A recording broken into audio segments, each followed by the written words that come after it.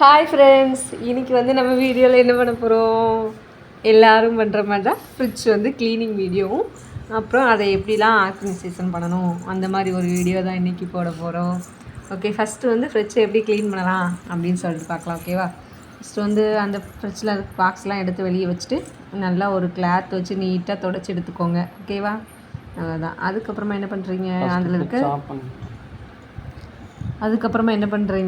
இருக்க அந்த பாக்ஸ் எல்லாமே நல்லா வாட்டர் வாஷ் வச்சு பண்ணலான்னு பண்ணிக்கலாம். இல்லை வாட்டர் வாஷுங்கிறேன், ஐயோ சாரி, நார்மலாக நீங்கள் வாஷ் பண்ணுற மாதிரி வாஷ் பண்ணிக்கலாம். இல்லை அந்த மாதிரி வேண்டாம் அப்படின்னா ஒரு கிளாத்தை வச்சு தொடச்சி எடுத்திங்கன்னா போதும். நான் எப்போவுமே கிளாத் தான் அதிகமாக யூஸ் பண்ணுவேன், தண்ணியில் அதிகமாக போட மாட்டேன். அதெல்லாம் க்ளீன் பண்ணி முடித்ததுக்கப்புறமா வந்து எல்லா பாக்ஸையுமே அந்தந்த இடத்துல வந்து நீங்கள் ஃபிக்ஸ் பண்ணிக்கோங்க. ஃபிக்ஸ் பண்ணி முடித்ததுக்கப்புறமா காய்கறியெல்லாம் வைக்கிறதுக்கு வந்து ஒரு கவர் எல்லாருமே அதிகமாக யூஸ் பண்ணுவாங்க. நான் வந்து ஃபஸ்ட்டு அப்படி தான் மெயின்டைன் பண்ணிகிட்டு இருந்தேன். ஆனால் அதுக்கப்புறம் அது நல்லாவே இல்லை. ரொம்ப காய்கறி வந்து ரொம்ப நாள் இருக்க மாட்டேங்குது. அதனால் இந்த மீஷோவில் வந்து இந்த மாதிரி பாக்ஸ் எல்லாமே போட்டேன்.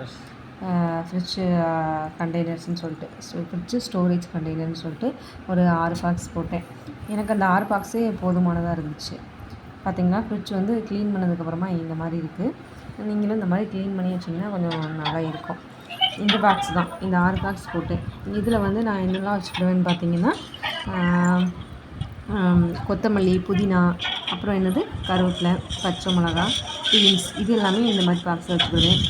பீட்ரூட்டு, மேங்கோ, கேரட், இஞ்சி, டொமேட்டோ, இது எல்லாமே கீழே இருக்க பாக்ஸில் ஒவ்வொன்றுக்கும் தனித்தனி கவர் போட்டு தனியாக தெரிகிற மாதிரி வச்சுக்கிடுவேன். அந்த மாதிரி வச்சா தான் நமக்கு ஈஸியாக, நம்ம ஒரு சப்போஸ் வேலைக்கு போகிறோம் அப்படின்னா ஈஸியாக எடுக்கிறது கொஞ்சம் சுலபமாக இருக்கும். அதுக்கப்புறம் பார்த்திங்கன்னா எல்லாமே அந்தந்த திங்ஸ் இருக்கிறதுல இருக்கணுமோ சிம்பிளாக அடுக்கி முடிச்சாச்சு. அவ்வளோதான் ஃப்ரெண்ட்ஸ் எங்களோட ஃப்ரிட்ஜ் வீடியோ. இன்னும் தோசை மாவு எல்லாமே வச்சோன்னா கொஞ்சம் நீட்டாக இருக்கும். நான் ஃப்ரிட்ஜ் டூருன்னு சொல்லிட்டு வீடியோ ஒரு நாள் போடுறோம். அதில் வந்து உங்களுக்கு எல்லாமே இருக்கிற மாதிரி இருக்கும். இது ஜஸ்ட்டு எப்படி க்ளீன் பண்ணி ஒரு ஃப்ரிட்ஜ் வைக்கணும் அப்படின்றதுக்காக தான். நல்லா இருந்தால் ஷேர் பண்ணுங்கள், லைக் பண்ணுங்கள், கமெண்ட் பண்ணுங்கள். தேங்க்யூ, பாய்.